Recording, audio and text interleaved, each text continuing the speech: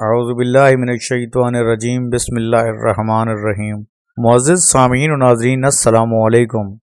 آج کل کے زمانے میں جہاں ہر طرف نفسا نفسی کا عالم ہے، وہاں لوگوں کی زندگیاں بھی بہت سی مشکلات کا شکار ہیں۔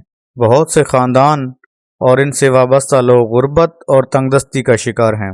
ان تمام لوگوں کے لیے آج کی ویڈیو میں ہم سیدۃ النساء العالمین سیدہ فاطمہ الزہرا سلام اللہ علیہا کا ایک بہت ہی خوبصورت واقعہ بیان کرتے ہیں۔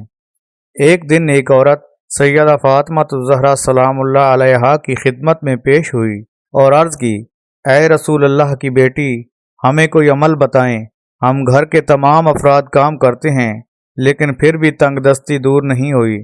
بہت محنت کرتے ہیں، اس کے باوجود حالات ٹھیک نہیں ہوتے۔ اس عورت کی بات سن کر رسول اللہ کی شہزادی سیدہ فاطمہ